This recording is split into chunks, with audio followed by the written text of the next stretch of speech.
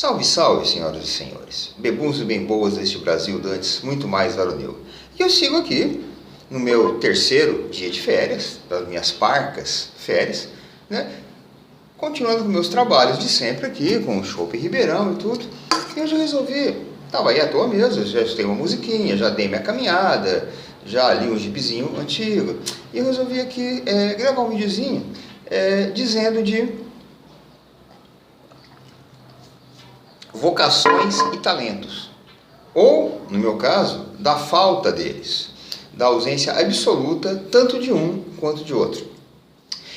Tem gente que diz que nasce já sabendo o que vai ser. Desde criança diz que o moleque, a menina fala, vou ser médico, vou ser engenheiro, vou ser advogado, vou ser polícia. Eu tenho um sobrinho hoje, que tem quase 30 anos, que desde pequeno ele sempre quis ser polícia, sempre. Acabou sendo, tá lá, tá feliz, tudo. Então tem essas pessoas que têm essa vocação. Eu nunca tive isso, né? Eu nunca tive, quero ser tal coisa, quero ser não sei o quê. Assim, eu sempre me interessei por vários assuntos, por várias áreas, né? Só que de maneira superficial. Eu nunca me interessei por nada, assim, a ponto de eu me especializar. Tanto que eu fiz uma graduação em biologia, como eu poderia ter feito em química, em letras, enfim, né? Diversas outras áreas, mas eu fiz em biologia porque foi o que foi calhando, né? Eu fui pegando o que a vida me deu, eu nunca me propus assim a nada, assim, eu quero isso, né? Não tinha vocação. Eu fui pegando o que me foi possível, acabei me formando em biologia, mas assim, fiz uma graduação, não me especializei em nada. Tem várias áreas que eu gostaria de ter me especializado, mas eu não tenho esse foco, tá? Eu não tenho essa vocação, né? Eu sei de quase tudo um pouco e quase tudo mal, como diz a música do Kid Abelha, né? Mas assim, dentro dessa falta de vocação, o que não me dá um foco, né? O que não me faz com que eu seja assim, um expert, que eu não seja muito competente em nada do que eu faço, porque enfim, aquilo me interessa minimamente, de forma rasa, né? Não vai muito além da página 2, né? Eu tenho isso. Mas uma das coisas que eu, desde pequeno, assim, que eu quis ser, achei que eu quisesse ser, era desenhista, né? Poucos sabem disso. Pessoas mais próximas sabem disso só. Desenhista, ilustrador. E por quê? Desde pequeno eu sempre li gibi, história em quadrinho. Inicialmente a Mônica, a Turma da Mônica, Disney, né? E eu gostava de desenhar os personagens. Eu pegava lá, copiava, reproduzia ali, copiava a Mônica, eu copiava o Tio Patinhas. E eu achava até na época que alguns ficavam bem bons, né? O meu Zé Carioca, eu achava que eu desenhava legal, né? O Mickey menos, o Cascão, mas foi um desenho dele que eu gostei muito, eu até coloquei, sei lá, eu pus num quadrinho, isso quando era moleque, 5, 7, 8 anos, sei lá, nem isso, né? Só que tinha questão, quando eu não olhava para o desenho, eu não conseguia fazer, eu só conseguia copiar mal, né? Mas eu tinha essa ideia na cabeça, né? Que a ideia de criança, quero ser desenhista, que não sei o que não sei o que. Até que uma vez, numas férias, fim de ano eu acho, e na época assim, férias de fim de ano, tinha duas coisas obrigatórias: dentista, né? E no meu caso, neurologista. Sério. Desde pequeno que minha mãe e meu pai acham que eu não bato bem. E eles estão certos, eu não bato bem. Não significa que isso seja um problema para mim. Ou que sendo um problema, como já foi algumas vezes, que eu não consiga dar conta disso, que eu não consiga ser funcional, né? Não existe a coisa da perfeição. Mas eles sempre acharam esquisito. Eu sempre gostei de ficar muito recluso em quarto, lendo livros da escola, pegava Monteiro Lobato, coleção Vagalume. Eu sempre gostei mais daquilo do que de brincar na rua. Eles achavam esquisito aquilo lá, né? E de fato, para uma criança, aquilo é esquisito, né? Então eu também chegava parente em casa, visita, eu me escondia no quarto, parecia gato. Gato, quando chega a visita, vai para baixo da cama, eu parecia gato. Eu me escondia. Aniversário, não gostava de aniversário meu, negócio de cantar parabéns, eu ficava puta da vida, que eu me escondia embaixo da mesa, embaixo da mesa do bolo. Então, eu sempre achava que eu era meio pancada, né? E eu acho que eu era mesmo. Então, teve uma época que acho que uns 3, 4 anos assim, que todas as férias iam no neurologista, fazia o tal do eletro, né? Eletroencefalograma. Punha lá uma pasta na cabeça, uns eletrodos, assim, aquela pasta demorava para sair, fazia lá, né? E não era por mal que meu pai e minha mãe faziam, né? Hoje eu entendo que não era por mal, é uma preocupação que os pais têm, o filho é diferente, né? E essa diferença pode ser realmente uma doença, ou mesmo que não seja uma doença, essa diferença vai dar para o filho uma certa dificuldade depois na vida. Era mais preocupação realmente. Então eles me levavam, né? Fazia os eletros, nunca deu nada, né? Eu lembro do Dr. Décio Mega, na rua São José. Até hoje eu passo por ali. O consultório, obviamente, não existe mais, e nem o Dr. Décio Mega. Mas nunca deu nada. Eu agradeço muito que naquela época não existisse, ou pelo menos era de acesso restrito, essa coisa que tem hoje de psicólogos para criança e adolescente, psiquiatras, etc, etc. Tá? Ainda bem que não tinha, ou pelo menos a gente não alcançava isso financeiramente, era muito, muito restrito. Eu estou dizendo isso década de 70, estou dizendo isso aí, né? Porque se existisse isso, se hoje eu fosse a criança que eu era lá na década de 70, com certeza, eu já estaria diagnosticado com uma série de transtornos, TDAH, hiperatividade e o cacete A4. E com certeza meus pais já me estariam dopando, já me estariam sedando.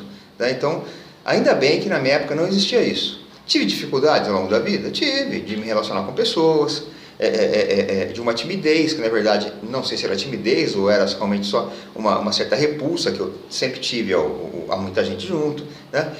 E isso precisa ser vencido. Muitas vezes eu sofri com isso, só que dei meu jeito, me adaptei, me adestrei, e hoje eu consigo lidar mais ou menos com isso, né? Mas se você tivesse tomado talvez um remedinho, se você tivesse superado isso mais fácil, não teria sido eu que teria superado. Foi o remedinho mudaria a minha visão do mundo, ele ficaria agradável. Eu acabei superando, em partes isso, até hoje eu tenho certas dificuldades, mas no geral eu acabei superando. Então na verdade eu apanhei e aprendi, né? Que eu acho que é o caminho natural das coisas, né? Bom, mas enfim, e numa dessas vezes que eu fui no Décio Mega, na saída, eu e minha mãe, acho que minha irmã devia estar junto também, minha irmã sempre foi normal, nunca houve essa preocupação com ela, né? Passei por uma banca, né? Comprar um gibi. Minha mãe falou, tá, comprar um gibizinho, que não sei o que, não sei o que, não sei o que. E eu vi lá um gibi que me chamou muita atenção. Até então, eu não tinha tido contato com o tal dos super-heróis da Marvel, né?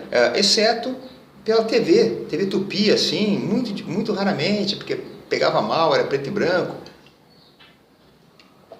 Que eram umas séries animadas do Capitão América, do Namor, que os bonecos mexiam assim, enfim, era uma coisa bem tosca, mas não tinha tido muito. E quando eu cheguei naquela banca, eu vi lá essa revista que vai aparecer agora no canto da sua tela aí, ó, né? Namor, número 3, da editora Block. Quando eu vi aquela capa, essa capa que vocês estão vendo, né? Um namoro, assim, com o tridente dele e tudo, eu olhei aquilo e pensei na hora, lembra toda que eu pensei, puta que pariu, né? É assim que eu quero desenhar. Eu quero desenhar desse jeito, né? Compra pra mim, e minha mãe comprou. Porra, na época eu nem tinha ideia, né? Mas muito depois descobri que o autor dessa capa e da história que tem dentro, que conta a origem do namoro e tudo, que eu fiquei meio fascinado com aquela coisa, eu nunca tinha visto nada daquele jeito, em termos de desenho, de linguagem. Muita coisa eu não entendi da história, porque eu não tinha como entender, né? Esse gibi é de 75, eu tinha 8 anos no caso. Então eu lia sem entender muita coisa, até porque essas histórias, elas são seriadas, elas estavam no meio do caminho, ela não terminava ali, mas eu li esse gibi a exaustão, né? E eu queria desenhar igual aquele cara, né? E aquele cara era nada mais, nada menos que o John Buscema. Olha a pretensão do moleque, né? Olha a inocência da porra. Eu queria ser o John Buscema, um dos papas dos quadrinhos, né? O cara da escola antiga, que sabe de anatomia e sabe de tudo. E daí em diante, eu realmente falei para minha mãe, olha, eu quero aprender a desenhar, eu quero não sei o que, não sei o que, não sei o que. E havia na época, existe aqui em Ribeirão ainda, o Bosque Fábio Barreto, Bosque e Zoológico. Uma área assim bem aprazível da cidade até. É um pequeno ponto, tá? De Mata Atlântica ainda dentro da cidade, né? É um ponto mesmo, ele pega um quarteirão quadrado, um pouco mais que isso aí. É um lugar bom de ir, aprazível. Faz tempo que eu não vou lá. Ele andou mal cuidado alguns tempos atrás pela administração pública, para variar, né? Mas hoje está um pouquinho melhor. E dentro desse bosque havia lá a escolinha de arte do bosque. E minha mãe me inscreveu nessa escolinha. Era gratuita, porque era municipal, aquela coisa toda. E eu comecei a ir. Aí começava a desenhar, o pessoal ensinava uns negocinhos ali. E eu fui tocando. Só que realmente a coisa não desenvolvia. Né? Eu fiz há 12, 13 anos, tudo. Na escolinha do bosque eu fiquei uns 2 ou 3 anos só. Depois nós mudamos. Nós saímos de Ribeirão, fomos para Porto Velho, Rondônia, por conta de uma transferência do meu pai. E eu acabei saindo da escolinha de arte do bosque. Estava desenhando um pouquinho melhor, mas assim, nada que me satisfizesse. Eu estava longe ainda do João Buscema, que eu nem sabia que chamava João Buscema ainda. Então eu estava longe, eu não estava satisfeito. Foi para Porto Velho, eu continuei fazendo meus rabiscos ali sozinho, aquela coisa toda, mas não fiz mais nenhum curso. E aí, tendo essa necessidade, aí eu já colecionava gibis, né, da Marvel, né? Heróis da TV, Capitão América, Super Aventuras Marvel, em Porto Velho já tinha o Super Aventuras Marvel. E eu não conseguia desenhar, e eu fiquei sabendo da existência de uma coisa chamada pantógrafo, que é isso aqui, eu tenho até hoje. Né? Pantógrafo de madeira, da Tridente. Esse pantógrafo é um dispositivo que é o seguinte: você pega isso aqui, tem uma morsa. Isso aqui você fixa numa quina de uma mesa. Né?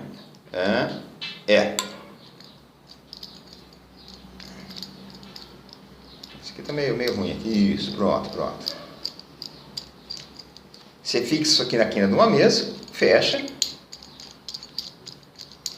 prende ali, ela na quina, e aí você instala o pantógrafo. O pantógrafo é isso aqui, ó.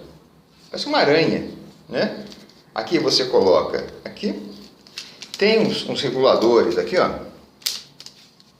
de ampliação e redução. Você pode ampliar ou reduzir o desenho que você quer, né? Geralmente eu ampliava. Então eu colocava aqui, ó, ampliação de 2, 2,5, 3 e até 10 ampliação. Então você prende isso aqui na mesa, coloca esse negócio aqui, fixa o desenho também, e com essa ponta seca, você vai passando essa ponta seca em cima do desenho. Você vai contornando com muito cuidado o desenho, os detalhes, as sombras. E nessa outra você põe um grafite. O que essa ponta aqui contorna, essa outra aqui desenha no papel, ampliado o número de vezes que você determinou. Né? E eu fiz muito desenho com pantógrafo. Né? Eu lembro que tem uns que ficaram muito bons. Eu lembro do Wolverine, do John Byrne. Coisa, ficou muito uma coisa, foi difícil fazer aquelas pedras lá, foi uma coisa complicada. Tocha humana, eu fiz muito desse jeito.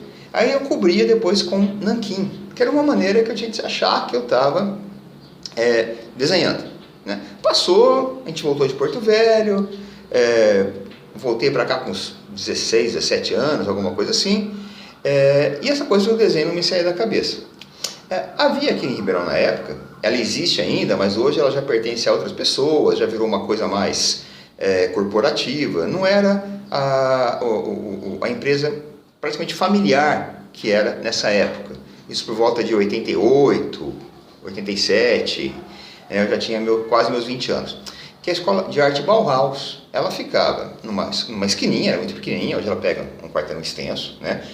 Talvez ela seja até melhor do que antes, mas na época era um pouco mais assim, uma coisa fechada. Pertencia a um casal, 2 moças, e ela fornecia cursos de desenho. E eu fiz alguns lá.